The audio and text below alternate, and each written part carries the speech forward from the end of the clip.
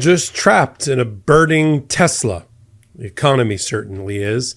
And now a movement against Elon Musk to get people to not set fire to, but sell their Teslas, not buy Teslas, and certainly sell off the stock is having a major impact on Elon Musk company, personal net worth, and his reputation as some sort of business genius that we should allow to run amok, tearing down our economy, tearing down our federal government and its relationship between the federal government and the American people. In fact, all of the value that Elon Musk earned by trying to buy a president and the high part of the stock market and his stock price back in December is gone and completely down over 36% in stock price. I'm going to cover it all, including Elon Musk going after the activists that are leading the movement against Tesla on this particular hot take here on the Midas Touch Network and on Legal AF. Let's talk about Elon Musk. Says he's a genius, doubled his net worth after buying a presidency by paying Donald Trump $200 million and helping him get elected.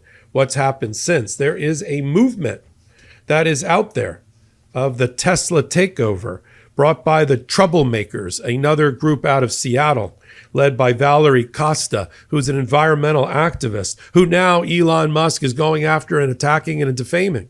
But it's working. J.P. Morgan, the analyst that covered Tesla stock, said that they've never seen in the modern history of American automotives an automotive brand lose more value in such a short amount of time than what's going on with Tesla right now.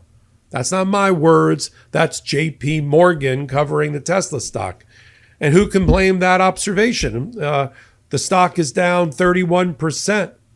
It's down 13% in just a week. Deliveries are down 26%. People are selling the stock at record numbers. They want to get as far away from this burning Tesla as possible. Paul Krugman, an economist who writes for the New York Times, used the metaphor. He said, we're all locked in a burning Tesla. The question is, can we get our way out? And that imagery, and we just saw it happen in Las Vegas with literally a burning Tesla. Somebody self-immolated on purpose in order to protest.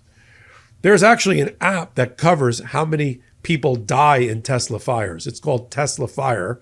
Good name for it. There have been 182 fires in the last 7 or 8 years of 53 fatalities.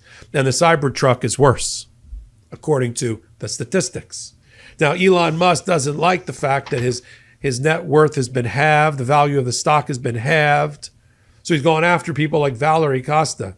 You know, when he's not too busy wrecking and tearing down our social services, our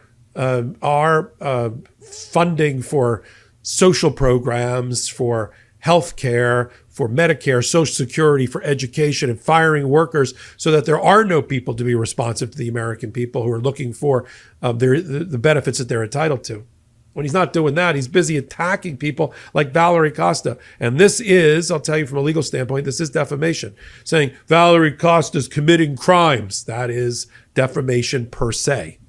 She's not. She fired back this self-proclaimed troublemaker. She's making the right kind of trouble, trust me. Here's what she had to say. I'd like to address the lies spread about me by the world's richest man and X-users. I have not committed any crimes. I've not been funded by ActBlue or by George Soros. That name is simply a tired anti-Semitic dog whistle. I'm not inspired by Luigi Mangione, nor have I ever said that I am. I'm not encouraging any vandalism. Nobody is getting paid to come to these protests. I'm not the leader of Tesla Takedown. In fact, no one is. All of this is a bare-bones, low-budget, people-powered movement. Sounds a lot like the Midas Touch channel, which is exactly why Musk is afraid of it and casting about to find a villain. These are people holding cardboard signs and stickers along the side of the road, right? Putting stickers on Teslas, like trying to get them to be sold. And it's happening. I mean, when J.P. Morgan comes out and says they've never seen an automotive stock value take a deeper dive in a shorter amount of time than now, you know it's working. See, we have an ability when we band together and join together to make those that we pay, that who are supposed to be responsible to us as taxpayers, to make them hear us. And if they can't hear us, we know how to kick them in the balls. And nailing Musk where he lives, which is Tesla, is the way to go. Look, I live on a street where I walk the dog and I count at least 5 Teslas, and no, 5 Cybertrucks even. And I don't know. I really don't get it. I didn't like Tesla before Musk became an arch villain to American democracy. I didn't like as an automotive guy, I didn't like the build quality. I didn't like the whole cultish approach to it. And I didn't like Elon Musk. And I like him even less now, watching his assault, his full frontal assault on American democracy and the constitutional republic that I hold dear. But so I applaud people like Valerie Costa and the non-leader leaders of the Tesla takedown and the troublemakers and getting into the right type of trouble. I'm not talking about setting Teslas on fire. I'm just talking about that they do seem to spontaneously combust a lot. One recently in Phoenix, Arizona, caught fire twice.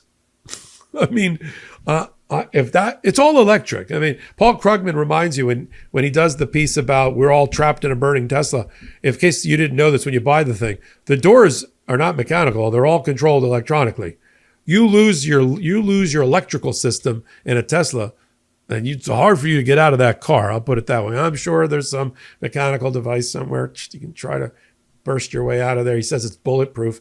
That's great from if you're inside, but how do you get out? I mean, I carry around in my car, one of these break glass devices in case, God forbid, the car ever slides into something I hadn't seen, like water or something, and I got to swim out, breaks the glass. It's supposed to break the glass. I don't know how you break out of a Tesla. I don't know how the point of the analogy is how do we break out of the burning Tesla fire of the economy with Donald Trump and Elon Musk in control? It starts with bringing Elon Musk low, which we do by joining and banding together and going and hitting him where he lives. That's what Canada is doing in their targeted tariff retaliation, going after red states, going after and hitting America in its pocketbook. That's the only way you can do it. It's the only way you can negotiate with a bully like Donald Trump is to kick him in the economic balls.